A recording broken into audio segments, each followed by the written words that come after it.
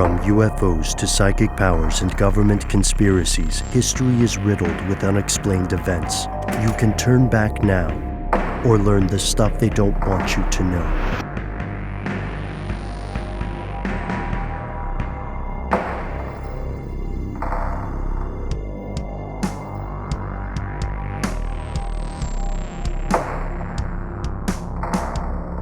Here's where it gets crazy.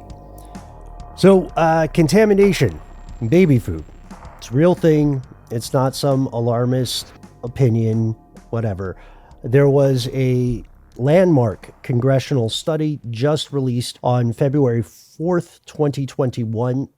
Congress found that despite the existence of some regulations, literal tons and tons and tons of baby food products are contaminated such that you probably want to think twice before you give them to your children. This wasn't an isolated incident, folks. This was not like Company A, some factory for Company A had a bad day or got some crap carrots and used them anyway, or some apple cherry puree. I don't even know if that's a thing, Matt, but instead, this study found that based off multiple sources, they found that a wealth of baby food products are contaminated with something called toxic heavy metals, inorganic arsenic, lead, cadmium, and mercury in particular. Yeah. And these aren't the only toxic heavy metals that historically have been found in foods, especially in baby foods, but these four are the ones that are focused on in this congressional study. And the four metals, they're bad, you guys. All four are considered by the WHO to be the top 10 chemicals of concern when it comes to children, infants, and younger children. All of them have been linked to things like cancer, chronic diseases of all sorts, neurotoxic effects, learning disabilities, all kinds of things. And their detrimental effects are way worse for developing brains, for young brains, as compared to adults and grown folk such as us. Again, in this episode, we're going to make a little bit light of some of this in order to get through it, but this is very, very serious, and we're going to take it seriously. Yeah. I mean, consider, I know as soon as a lot of us heard that, the L word, as soon as a lot of us heard lead in baby food, we were thinking of the longitudinal studies linking crime to early lead exposure, right? Often through pipes and municipal water systems and so on. But yeah, it gets worse. It gets much, much worse. According to Representative Raja Krishnamurthy, who is the chairman of the Subcommittee on Economic and Consumer Policy, the congressional investigation that the subcommittee conducted, quote, revealed that manufacturers knowingly sell, not sold, knowingly sell tainted baby food to unsuspecting parents in spite of internal company test results showing high levels of these toxic metals without any warning labels, right? Which, from a pure profit motive, makes sense. You're a parent. You have to buy some kind of baby food. You pick up two items next to each other on the shelf, you flip them around, look at the ingredients, and one of them has a warning that says, may contain lead.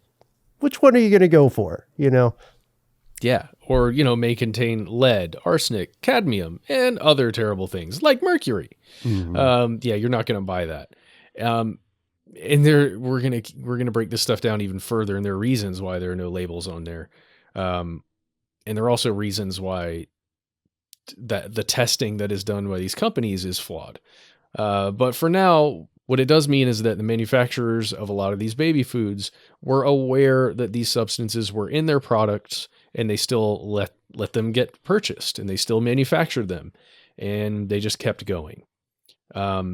Because they knew that there were potential dangers. And it doesn't mean that these, at least right now, if you're a parent and listening to this and you probably just fed your child something from beech nut or Gerber or whoever it was, it doesn't mean your baby is immediately in peril because of this. It doesn't mean your child is at risk right now in this moment because you fed them one thing of baby food, but it does mean feeding them over time could be a real risk.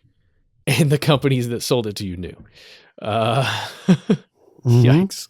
And kept doing it, not Yeah. just in the US, but around the world. They were explicitly aware of the potential dangers here.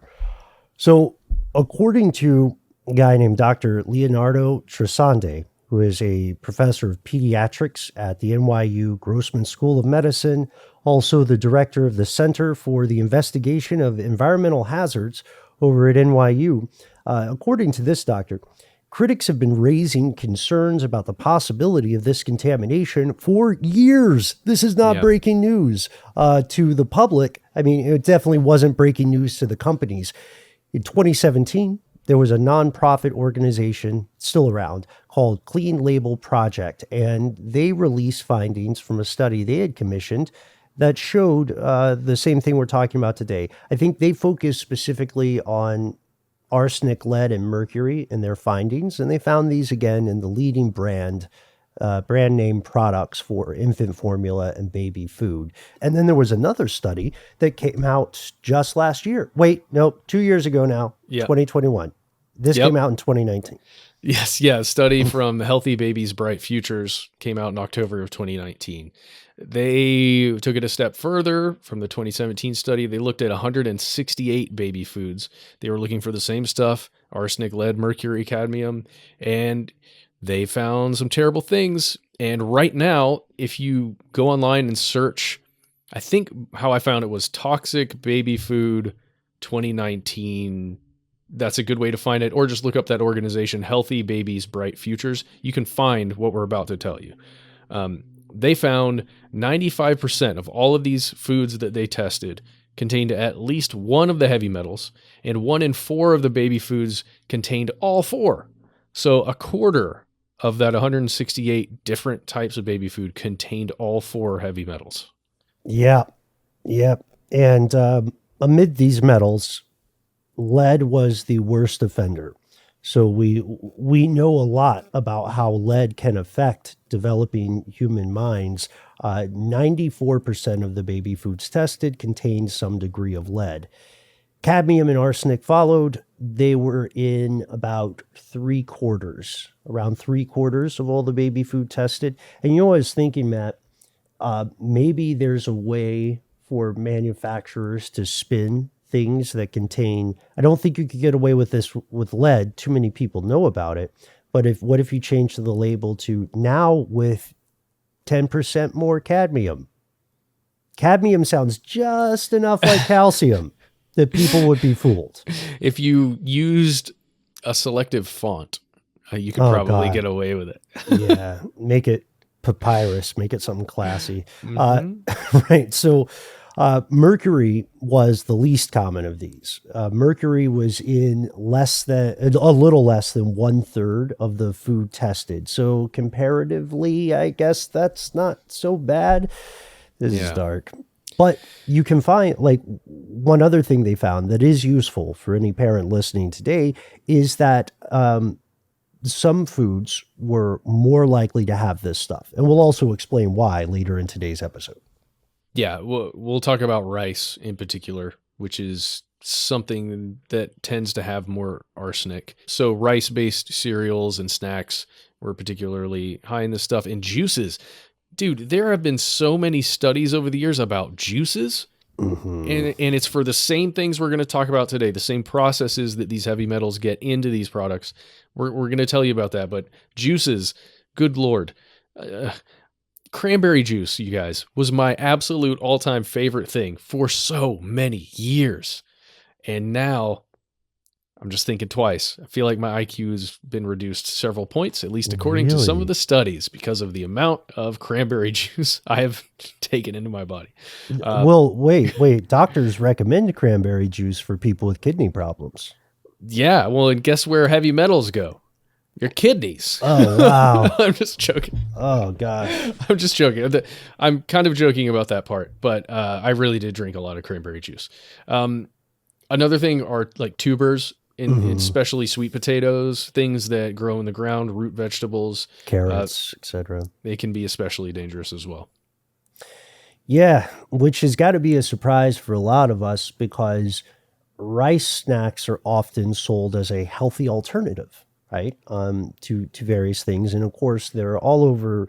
I almost said the cereal community. They're all over the big cereal brands, because rice is an inexpensive foodstuff and it can be very nutritious. So, 4 of the 7 rice cereals that are specifically for infants that this study tested contained inorganic arsenic, and that's the more toxic form of this metal.